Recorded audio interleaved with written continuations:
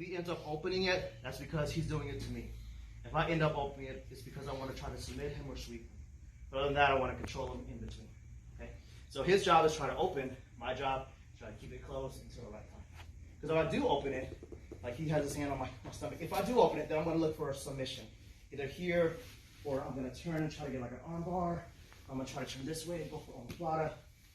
You know, I have to open it in order to do that. I can't do it with my ankles closed. So that's my objective. His objective is to keep his posture and try to open his ankles. I want to try to pull him forward, and then I can start attacking. Right? I can attack his neck, his arms, his shoulders. I can look for a sweep. If his head is forward, then he's not really concentrating on opening up my guard. He's just concentrating on trying to get his head up. Okay, so now all the distraction, all his energy is put forth here, trying to just get his head up. Right, so try to get your head up. So boom, finally he gets his head up. Now he can start working to opening up my ankles. Okay, but if his head is pulled forward, then his main concern is just to get his head back up and not get submitted. Okay, so it's important to try to get back to this position if you're in his position.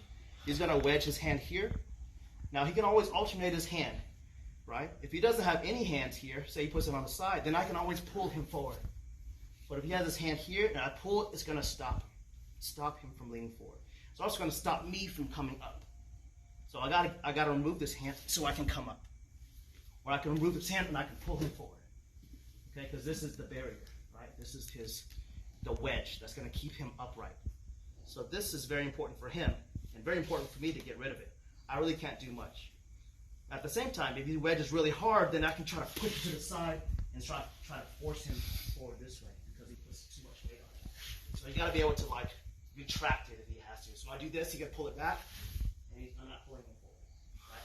When he pushes like super hard, I know he's pushing hard, and I'm going to push him to the side. And then start going for his back. Okay. So that's a lot of information. I know. So basic, we're going to try to open up the ankles. So step number one, he's going to come up to his knees.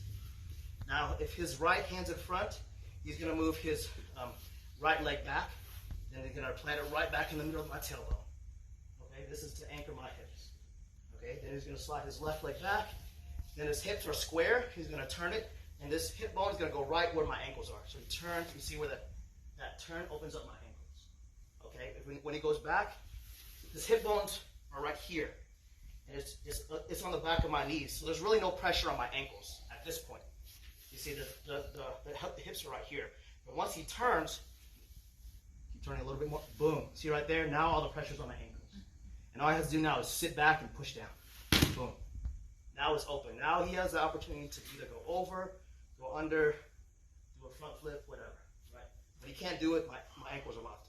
Now my ankle's locked. Now I have to find a way to not let him pass. His job is now to get across my legs or over my legs. Okay? So one more time. Here. His hand is on my knee to put pressure. Other hand here to wedge.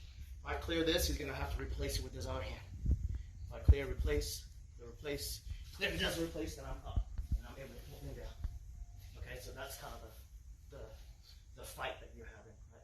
Remove and pull. So if he's able to put here, he's able to get up.